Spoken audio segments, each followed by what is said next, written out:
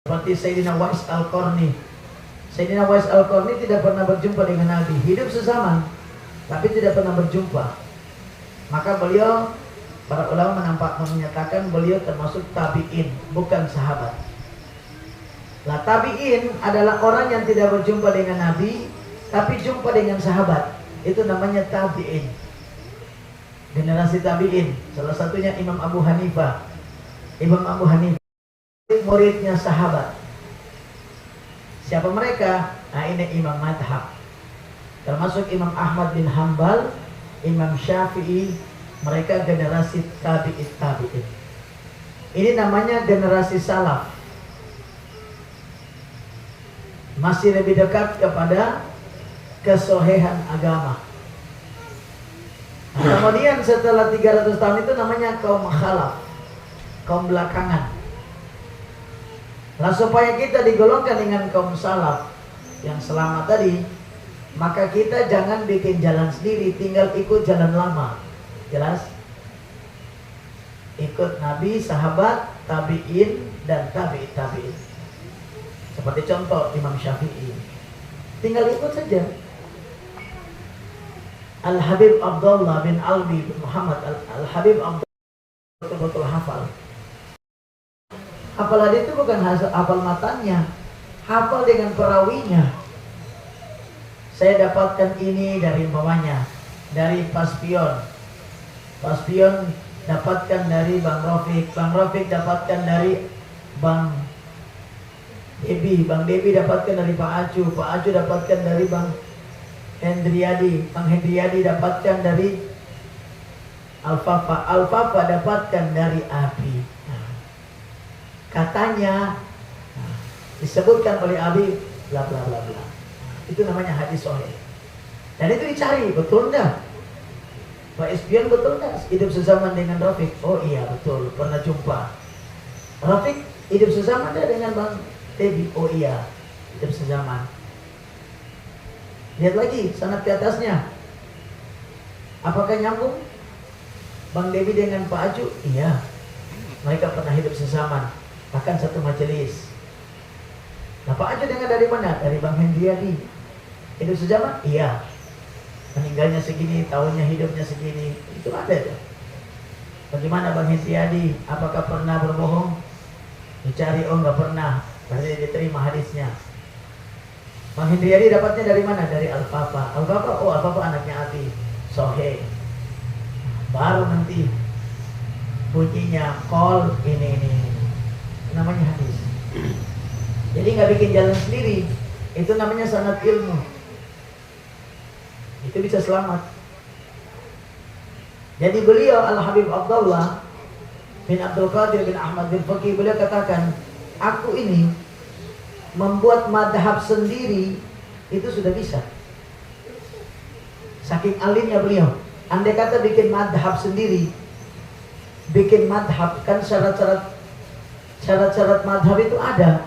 Syarat-syarat seorang mujtahid, seorang mujaddid itu ada syarat-syaratnya. Bahkan ini bisa mujtahid tunggal, beliau bisa bikin sebagaimana Imam Syafi'i dan seterusnya. Beliau katakan, aku kalau bikin madhab bisa, tapi aku lebih suka dan lebih selamat ikut madhab Imam Syafi'i. Bayangkan hadirin, apalagi kita yang hafal hadis saja masih kocar kacir. Kadang cuma hafal matanya, sanadnya nggak hafal, rawi-rawinya nggak hafal, berlaga seperti paling alim. Habis. Jadi supaya kita selamat, kita orang khalaf, orang sekarang, tapi berpedoman mengikuti orang-orang dulu, orang salaf, itu selamat. Tinggal ikuti saja jalan Imam Syafi'i. Imam Syafi'i sampai keluarkan dalil itu udah luar biasa pencariannya, sudah kajian yang luar biasa. Kita tinggal ikut saja salah satu mazhab, entah Imam Malik, Imam Abu Hanifah, atau Imam Hambali. Udah enak. Inilah yang diamanatkan dalam kitab ini. Berhati-hatilah kalian untuk mengambil ilmu yang baru.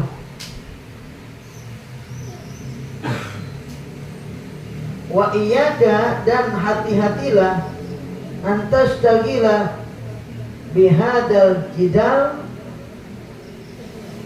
dan boleh sampaikan juga hindari perdebatan yang merajalela.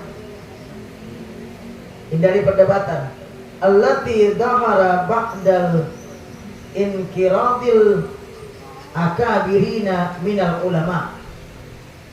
Dan beliau menasihati di sini, berhati-hati dengan berdebat setelah kepergiannya para ulama-ulama besar.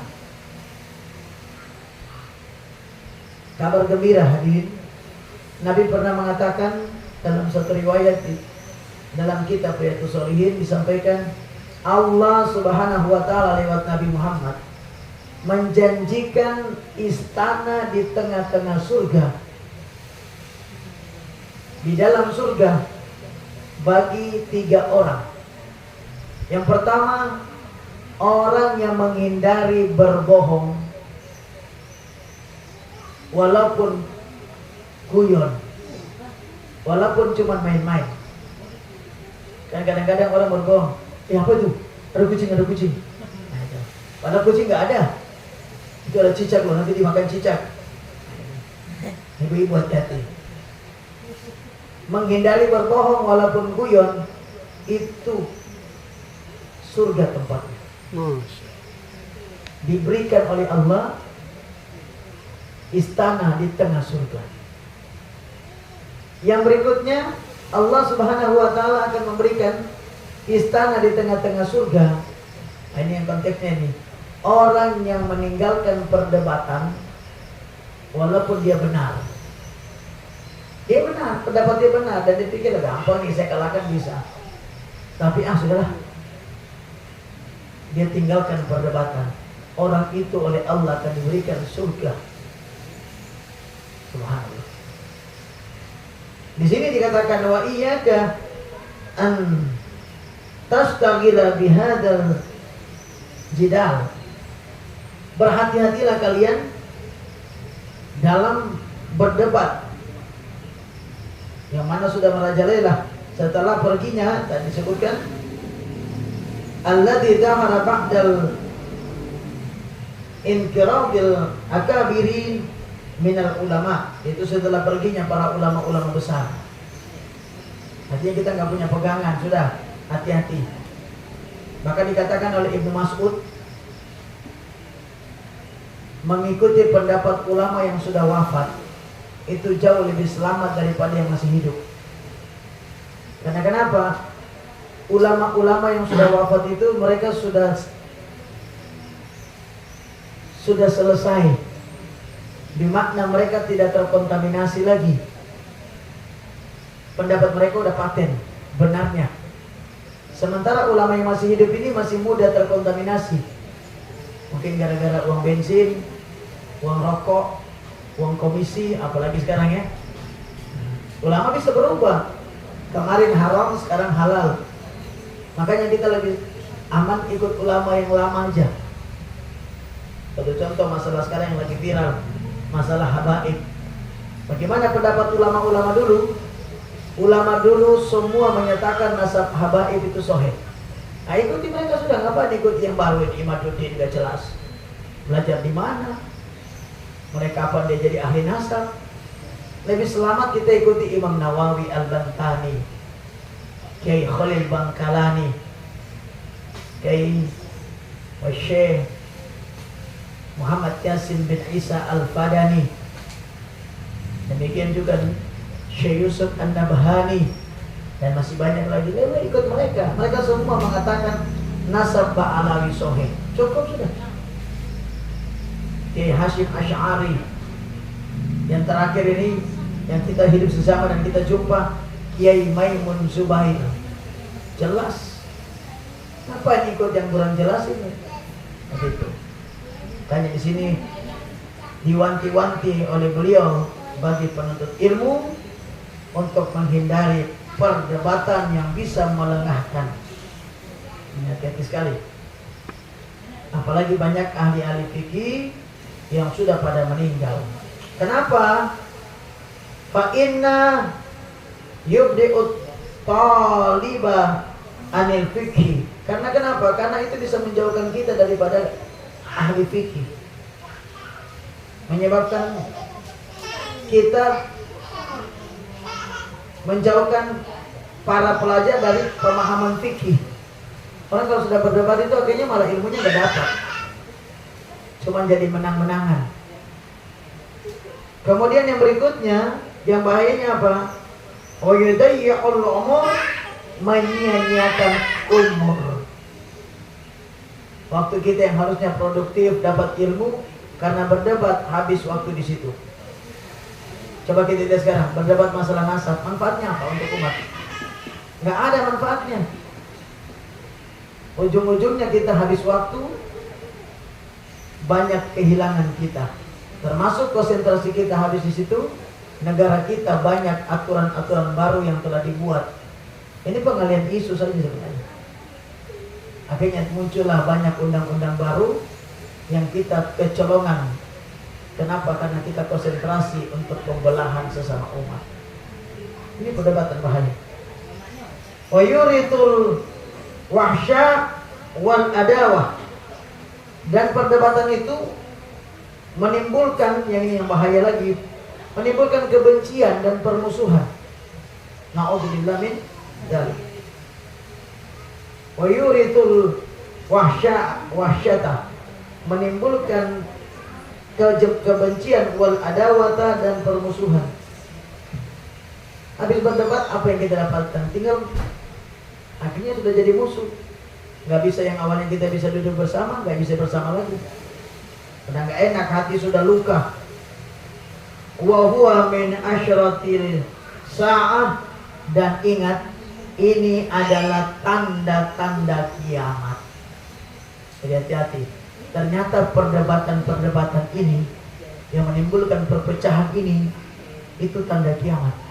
Bapak lihat sekarang, orang banyak sudah tidak sibuk lagi menuntut ilmu, sibuknya untuk berdebat kok. Coba lihat di media sosial, aku hantam sana dengan sini, kiai dengan kiai, habaib dengan, bahkan orang satu kelompok pun berdebat. Ujungnya apa? Pecah. Kalau sudah pecah apa?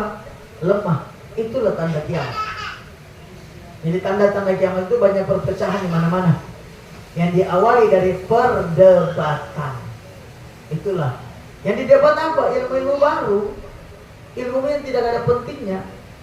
Sekarang minta maaf, ada si A nasabnya bagus atau salah, apa urusannya dengan kita? Nasab itu kan urusan keluarga, urusan pribadi. Kenapa kita ikut campur? Kenapa kita sampai ngurus urusan orang?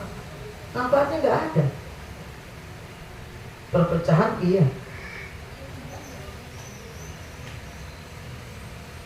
Wartifai ilmi wal fikhi. Dan yang paling bahaya lagi di samping tanda kiamat adalah tiba saatnya lenyapnya ilmu dan fikih. Jadi ilmu itu akan lenyap gara-gara perdebatan, dan fikih itu akan hilang.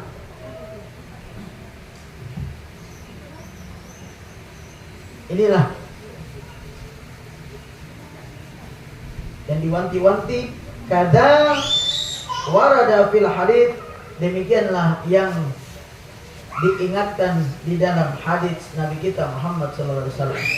Jadi inilah keterangan yang ada pada hadis Nabi yang dijelaskan oleh para ulama tentang bahayanya berdebat dan seterusnya. Makanya kalau sudah ada hal-hal yang baru, yang aneh-aneh, sudah tinggalkan. Kita belajar yang penting-penting aja.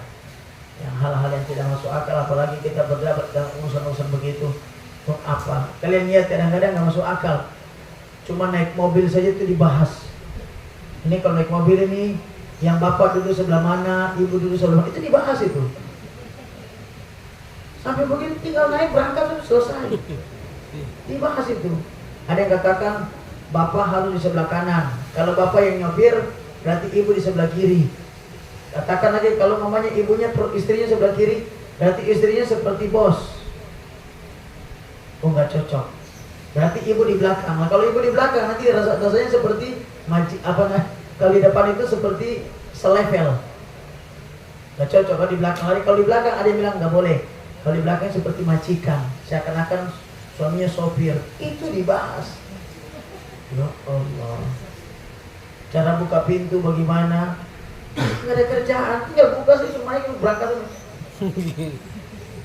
Pembahasannya begini-begini, bagaimana sholat, bagaimana akidah, itu nggak dibahas. Ya Allah, hati-hati. Berdebat masalahnya nggak perlu-perlu. Coba antum lihat talk show itu. Kadang-kadang yang dibahas itu aneh-aneh, apalagi yang ada lawakan-lawakan. Ya, salah satu yang sekarang jadi panggil menjadi bagian daripada menteri sekarang itu kalau lawakannya kadang nggak enak betul. Ngomong apa? Sebut namanya nggak enak, ya gitu. Orang begitu yang dijadikan panutan. Na'udzubillah min dzalik. Baik, berikut.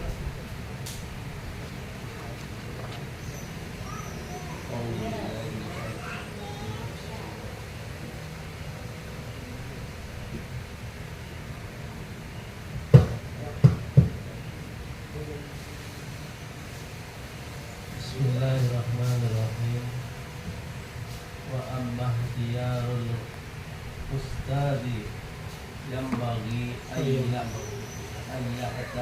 wal a'lama wal awrada wal awra'a wal asanna kama syara Abu Hanifah Ahmad bin Abi Sulaiman rahimahumullahu ba'da ta'ammuli wa tafakkur wa qala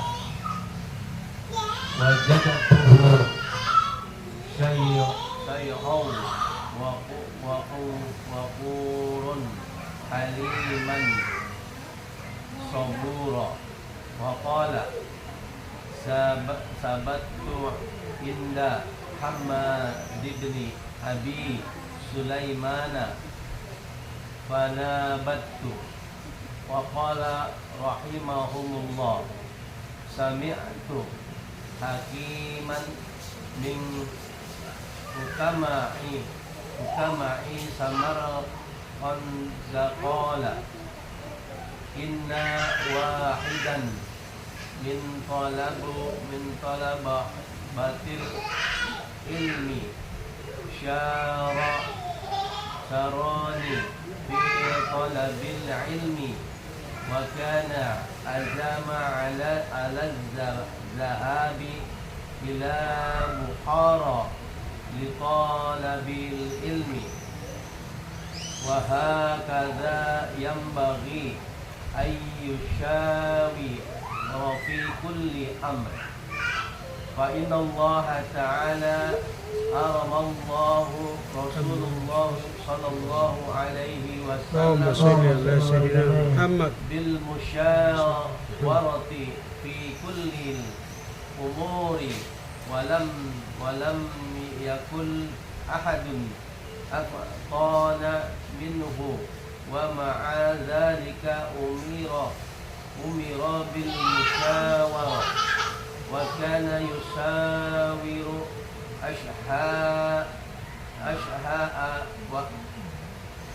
ashhabahu fi jami'il umuri hatta hawaibil bait. Cukup. Ini bab tentang memilih guru dan bermusyawarah. Wa amma ikhtiyarul ustad, dan adapun cara memilih ustad atau memilih guru, fayam bagi ayyakhtarul a'lama, yaitu memilih orang yang lebih pandai. Jadi kalau kita memilih guru, milih yang lebih alim daripada kita atau lebih banyak pengetahuannya. Wal awra'a, dan yang warok, cari yang warok. Yang warok itu maksudnya yang orangnya menjaga diri. Jadi pertama tuh cari yang pandai, yang kedua yang warok. Warok itu maksudnya yang rakus, yang tidak rakus, yang tidak tamak. Orang yang hidupnya bukan berarti nggak kaya ya. Jangan kalian cari yang miskin juga. Guru bisa saja kaya. Jadi orang waro itu bukan berarti miskin. Orang waro itu orang yang tidak tamak, tidak rakus. Ya, adanya ya itu. Dia tidak sampai karu-karuan mengejar harta dan seterusnya. Itu namanya waro. Itu poin kedua. Poin ketiga beliau sampaikan di sini, kalau cari wal asanna yang lebih tua. Karena kalau murid guru satu umur dengan kita ya lama-lama begitu. Tapi kalau bisa sih ini ketiga ya, cari yang lebih tua. Tapi kalau nggak ada tapi dia alim, ya nggak apa-apa. Andai kata lebih alim nggak apa-apa. Tapi kalau idealnya tuh lebih tua. Idealnya tuh lebih tua. Karena kenapa? Biasanya kalau lebih tua kan ada wibawanya, kita kan bagaimana begitu. Bisa juga mungkin orang yang muda tapi wajahnya wajah boros wajah, bagus juga tuh. Boros wajah, wajahnya tua. Ya. Dan ada juga anaknya orangnya sudah tua tapi wajahnya wajah baby face. Jadi syarat yang tua ini syarat ketiga. Itulah kalau mau cari guru. Kamakhtara, sebagaimana memilih Abu Hanifah memilih guru. Hina idhi Hammadatna Abi Sulaiman, yaitu memilih guru. Imam Abu Hanifah memilih guru yaitu Syekh Hammad ibni Abi Sulaiman. Ba'da ta'ammuli wa tafakkuri, setelah dia menimbang dan bertafakur. Jadi cari guru tuh buat tafakur dulu. Jadi jangan ambil guru saja, tafakur dulu, teliti dulu, begitu. Karena kenapa? Ini perlu kita ketahui. Karena ini sama dengan cari jodoh ya. Nah, ini Kak Ika, Bang Hendriadi, ya. Bang Devi, Bang Rofi, termasuk juga Pak Ispion. Ini saya mau jelaskan sedikit, termasuk mencari jodoh. Cari jodoh. Itu kalau kita mau cari, dikatakan oleh ulama, buka mata, khususnya perempuan ini, buka mata, buka telinga, pokoknya cerewet nggak apa-apa. Dah, betul-betul cari pas, khususnya perempuan. Kalau sudah dapat, udah cocok ini dapat, tutup mata, tutup telinga, tutup mulut. Udah makan pencarianmu sudah tuh. Maksudnya taat sudah, kalau sudah dapat taat. Makanya sebelum ini yang bahayanya karena kita harus taat. Karena kalau kita sampai ini, coba perhatikan. Kata Imam Ali, orang yang mengajarkan aku satu ilmu, maka dia menjadi bapakku dalam agama. Guru kalau tidak ridho kepada ilmu yang dia telah kasih, yang gak ridho, itu jadi bara api neraka sampai di kiamat, sampai di hari kiamat. Jadi bara api, bukan jadi manfaat. Kalau guru gak ridho, habis. Nah kita cari guru tuh cari ridhonya. Olehnya itu sebelum kita mencari guru, perhatikan baik-baik. Pas yang cocok, karena kita mau taat nanti. Karena kita akan taat, akan ikut. Nah sekarang kalau kita cari nggak pas, yang pas dengan hati kita dan seterusnya, kemudian kita menghinanya, habis ilmu kita. Itu yang bahayanya. Makanya sebelum mencari ilmu, cari guru yang benar. Ini nasihatnya. Jadi memilih guru yang pas, sebagaimana Imam Abu Hanifah mengambil gurunya yaitu Hammad ibn Sulaiman Abi Sulaiman ba'da ta'ammuli wa tafakkuri. Jadi beliau mendapat mencari guru itu setelah beliau betul-betul beliau memikirkan dulu, Beliau menimbang dulu, kemudian beliau fikirkan, tafakur dulu, baru beliau ambil. Dan ternyata ini efeknya.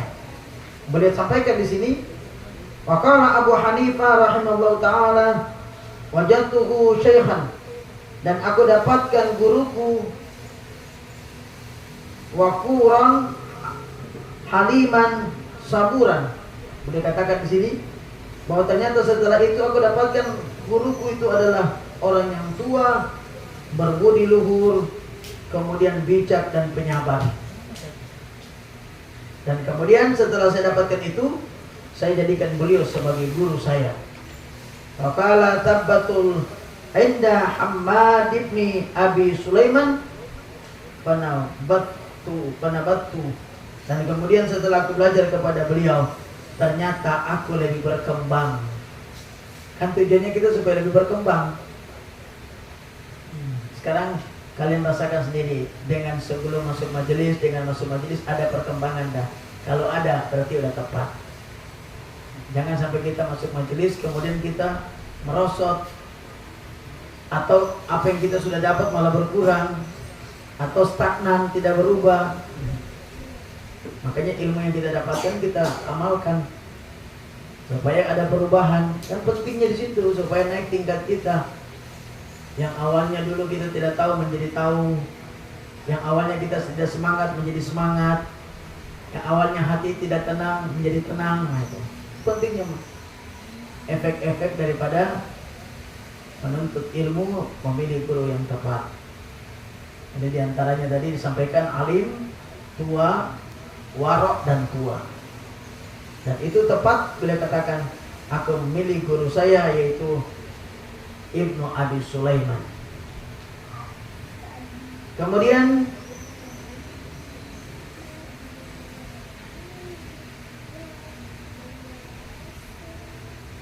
beliau menyampaikan lagi,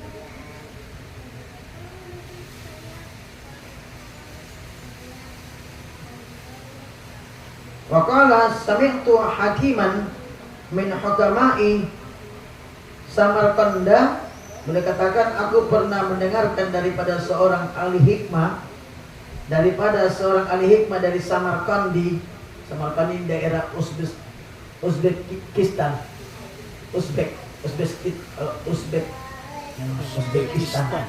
Ya. Ini tempatnya Imam Bukhari, Samarkandi. Ulama-ulama besar dulu dari sini banyak. Di situ dikatakan qala inna wahidan min talabil ilmi syawarani fi talabil ilmi. Dikatakan oleh beliau, dulu ada orang mau menuntut ilmu, ia bermusyawarah denganku dulu. Jadi kata Imam Bukhari, saya pernah mendengar seorang bijak mengatakan di Samarkand bahwa seorang pelajar dulu bermusyawarah kepadaku. Dia akan menuntut ilmu dan dia bermusyawarah denganku. Niatnya untuk menuntut ilmu. Padahal orang itu dikatakan oleh beliau di sini, wakana azama ala dhahabi ila Bukhara li talibil ilmi. Padahal dia sudah punya ketetapan untuk menuntut ilmu di Bukhara. Dia sudah mengatakan saya akan menuntut ilmu di daerah Bukhara. Tapi dia masih bermusyawarah lagi. Pak, kira-kira di Bukhara itu bagus nggak? Datangi orang alim di Samarkandi, masih bertanya lagi. Berarti umpamanya antum mau pergi menuntut ilmu di Majelis Nurul Mustafa, masih tanya lagi. Dan tentu tanya orang-orang yang soleh. Kira-kira belajar di sana gimana? Oh, bos, tidak apa-apa. Kira-kira kalau saya belajar di Surabaya gimana? Oh, jangan. Surabaya itu kota besar.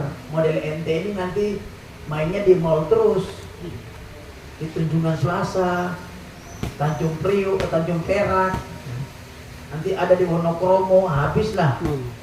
Mana kalau begitu? Jakarta gimana? Wah, Jakarta tambah parah. Di lama-lama kau ada di Blok M terus. Lalu di mana? Kalau menurut ilmu di Jogja. Ini kalau ilmu dunia, kuliah. Di mana lagi? Malang bagus. Makanannya murah, dingin, belajar enak. Di Malang itu kalau mencari nasi 5.000 masih ada. Kalau di sini mana ada? Nah, enggak ada. Nah, kayak itu contohnya begitu. Kalau menuntut ilmu di pesantren mana? Ini di sini. Kalau di sini jangan. Sering orang tanya ke Habib, Habib kalau di pesantren ini di Bintan ini namanya gimana? Bagus. Kalau yang ini jangan. Kenapa? Nanti kau pulang-pulang dari sana, anakmu nanti suruh dia syahadat ulang. Ada satu orang ketika saya ngisi di Lingga, ngisi ceramah di Lingga, ada satu bapak tuh datang dengan air mata ke saya, menangis. Dia bawa kitab, tunjukkan, Ustaz tolong lihat kitabku dulu. Saya bilang, ada apa Pak? Saya punya anak ini Ustaz, tiap hari mencaci maki amalan saya. Emang amalan Bapak apa? Saya tiap hari kan wirid, saya zikir, saya sholawat. Itu disalah-salahin sama anak saya, kadang-kadang kurafat, kafir, macam-macam. Saya lihat, mana kitab Bapak? Saya buka, wah ini kitab bagus Pak, ini kitab orang-orang dulu, ini kitab tasawuf. Tapi anak saya bilang kalau ini Pak salah, bahkan dikatakan ini bisa bahaya, bisa kafir, macam-macam. Saya tanya, anak Bapak masukkan di sekolah apa? Dijelaskan di Pinang Pak. Sekolahnya namanya apa? Ini. Bapak salah masukkan anak ke sini. Tapi sudah terjadi, ya itu sudah salah Bapak sendiri. Nanya-nanya dulu kalau masukkan anak ke pondok. Tidak semua pesantren itu bagus, walaupun hafal Quran. Hati-hati. Apalagi tempat-tempat hafalan Quran itu rata-rata bukan ahli sunnah wal jamaah. Begitu keluar nggak boleh. Nanti syahadatnya begini. Nanti kalau Allah itu mulai itu. Jadi hati-hati. Tidak semua. Ini kita cari yang benar, guru, cari tempat pesantren yang benar, yang merupakan keniscayaan harus bermusyawarah. Lah, orang-orang dulu seperti itu. Jadi ada seorang yang bermusyawarah kepadaku, padahal aku tahu dia sudah punya tujuan untuk belajar di Bukhara. Ini talibil ilmi, untuk menuntut ilmu. Wa hakadha yanbaghi ayyushawira fi kulli amrin. Maka ini merupakan keniscayaan kalau menuntut ilmu, kita harus banyak bermusyawarah dalam setiap urusan. Jadi bermusyawarah, bikin apa musyawarah dulu. Apalagi suami istri, jangan ngambil keputusan sendiri. Walaupun suami itu memang punya hak veto, kalau kalimat mudahnya, punya hak utama, tapi laki-laki tetap musyawarah. Kenapa? Fa inna Allah Ta'ala amara Rasulullah sallallahu alaihi wasallam bil musyawarati fil umur. Karena Allah sendiri memerintahkan Nabi Muhammad untuk bermusyawarah dalam segala urusan. Antum tahu Nabi Muhammad itu, ini dikatakan oleh para ulama, Nabi Muhammad itu bisa menyelesaikan semua masalah sebenarnya. Boleh itu orang super, mau kerja apa saja bisa. Nabi Muhammad itu urus apa saja bisa sebenarnya Nabi itu. Tapi kenapa beliau disuruh oleh Allah untuk musyawarah? Karena disitulah sebenarnya rahasianya. Karena kalau sudah musyawarah kemudian kita lakukan, tidak ada yang marah. Kalau belum musyawarah walaupun benar pasti diprotes. Betul apa betul nih? Betul. Namanya kita satu kelompok ini, kita ngambil keputusan tanpa musyawarah. Walaupun benar, yang lain pasti saya kan nggak dilibatkan. Akhirnya nggak ikut. Bahkan kadang-kadang dia menjadi gulmah, menjadi penghalang karena tadi nggak musyawarah. Jadi Allah mengajarkan Nabi Muhammad musyawarah. Bayangkan sampai dikatakan oleh guru mulia, Allah ini kan maha kuasa. Allah ketika menciptakan Nabi Adam masih musyawarah dengan malaikat. Dalam Al-Quran kan Allah tanyakan, bagaimana menurut pendapat kalian, aku akan ciptakan seorang manusia dari tanah. Kata para malaikat, ya Allah, apakah engkau akan menciptakan makhluk yang akan membuat kerusakan lagi di muka bumi? Ini jangan diartikan bahwa malaikat protes, tidak. Cuman malaikat itu bertanya. Kenapa? Kata para ulama, karena sebelum Nabi Adam diciptakan, ada satu ciptaan Allah yang anasirnya sama dengan manusia, yaitu dari tanah. yang dulu menghuni bumi ini juga. Cuma kita nggak tahu apa namanya. Kita juga nggak bisa mengatakan itu dinosaurus, karena dinosaurus juga masih sebuah tanda tanya besar apakah pernah ada atau tidak. Cuma karena kita sudah termakan dengan film-film Hollywood seakan-akan ada. Itu semua masih belum pasti. Apalagi sampai teori Darwin. Jadi para malaikat kemudian berkata, "Ya Allah, apa Engkau menciptakan lagi yang seperti kemarin, yang telah menumpahkan darah itu?" Allah mengatakan, Allah lebih tahu daripada mereka. Yang mau disampaikan, Allah yang Maha Kuasa masih musyawarah, bertanya bagaimana pendapat dan seterusnya.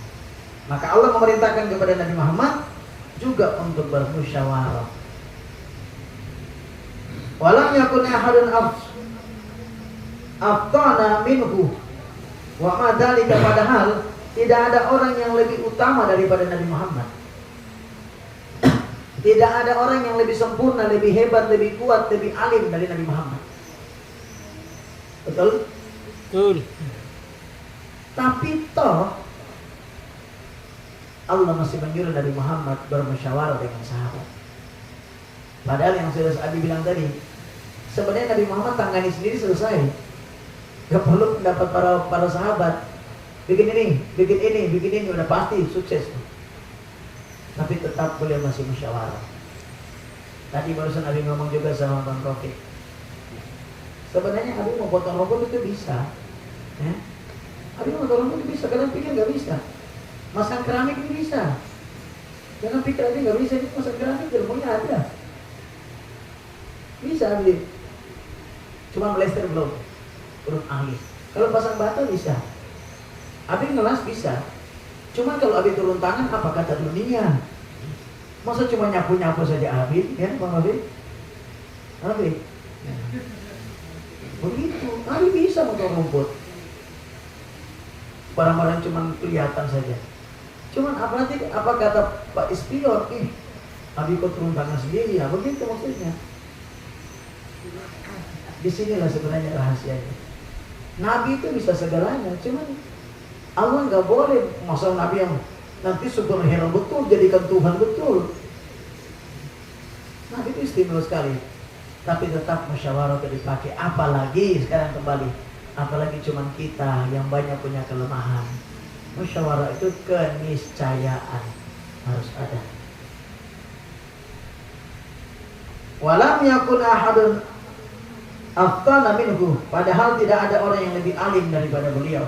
Wa ma'adzalika umiril bil musyawarati, maka bersama itu demikianlah diperintahkan supaya Nabi bermusyawarah.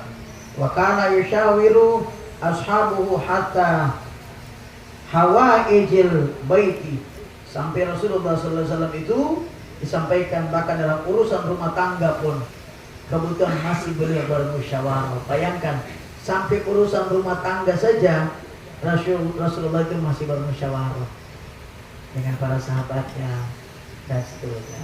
Padahal beliau orang yang paling alim, orang yang paling hebat, sallallahu alaihi wasallam.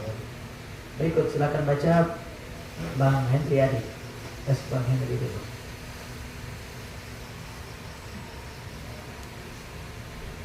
Bismillahirrahmanirrahim. Qala aliyin karramallahu wajhahu ma walakal mur'an Ambil yang satu. wasuratin Bila rajulun wa nisfu rajulin wala say'a farrajulu man lahu ra'yun sa'idun wa yusawiru wa nisfu rajulin man lahu ra'yun sa'idun walakin la yusawiru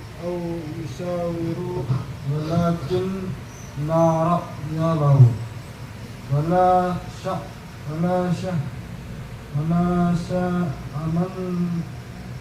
aman la arya lahu wala yusawiru qala Ja'far as-Sadiq radhiyallahu anhu Yusufya As-Sawri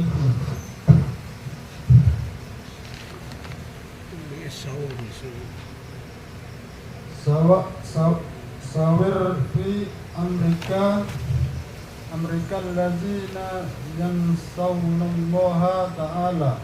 Cukup.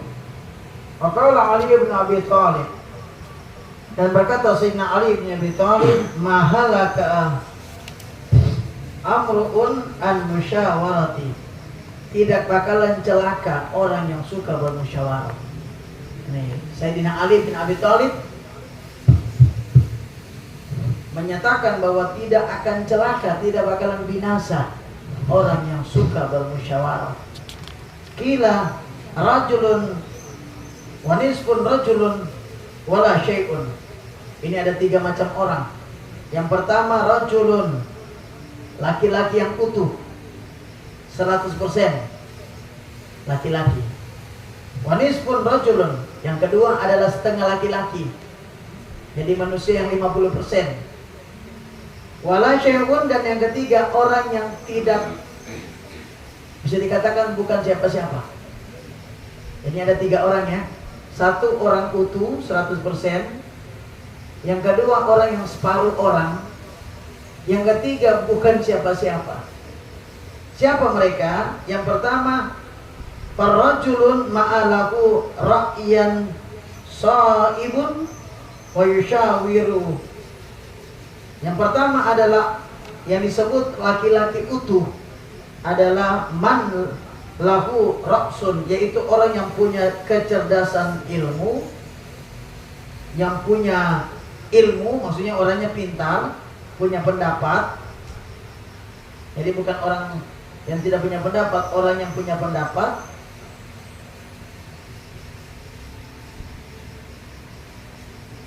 Dan dikatakan orang itu orang punya pendapat, tapi orang itu mau bermusyawarah. Inilah orang yang utuh, orang yang punya pendapat yang sahih dan dia mau bermusyawarah. Yang kedua disebutkan di sini wanisfu rajulin, yaitu orang yang setengah laki-laki, maksudnya setengah orang, 50%.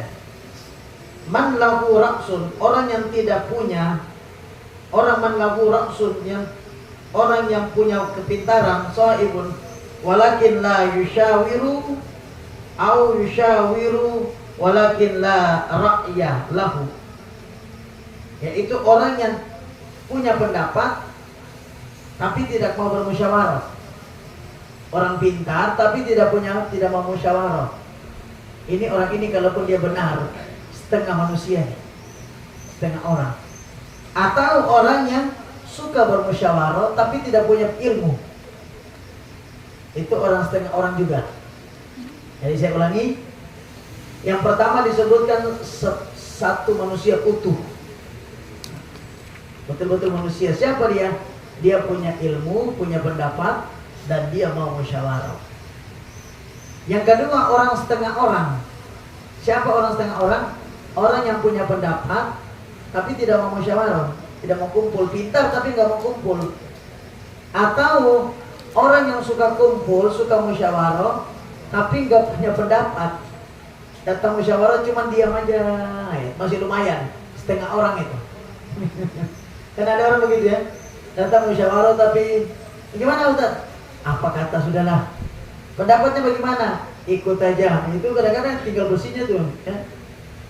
Kadang-kadang begitu kan, bagaimana menurut pendapat? Aman Nabi. Aman bagaimana? Abi tanya pendapatmu. Ikut aja Bi. Pendapatmu di mana? Itu setengah orang itu. Jadi dia datang musyawarah tapi dia nggak mau apa-apa.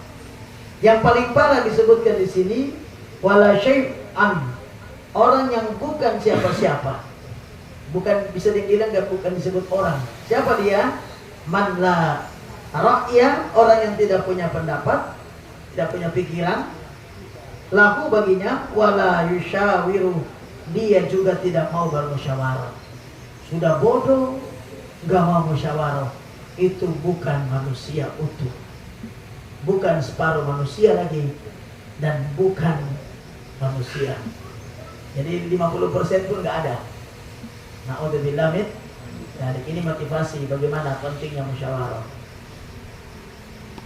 Wa qala Ja'far as-Shaddiq, dan berkata Imam Ja'far as-Shaddiq di Sufyan al-Thawri kepada Imam Sufyan al-Thawri rahimallahu ta'ala, syawir fi amrik, bermusyawarahlah dalam segala urusanmu, ma'al ladina yakhshana Allah ta'ala, dengan orang-orang yang takut kepada Allah. Jadi kalau mau musyawarah, Pak, ambil cari orang yang takut kepada Allah. Itu enak. Kita pasti selamat, karena pendapat dia pasti pendapat yang sahih, pendapat yang benar. Makanya ini kita sedikit agak, ya tetap ada harapan, tapi agak ragu-ragu, agak bagaimana begitu dengan menteri-menteri kita. Ini penting loh. Menteri itu siapa sih? Menteri itu kan orang yang diajak musyawarah. Betul. Itu kan pembantu presiden. Lah menteri-menteri kita ini, kita lihat, ya Allah, banyak gak berbobot. Artis lah, orang yang punya masalah lah.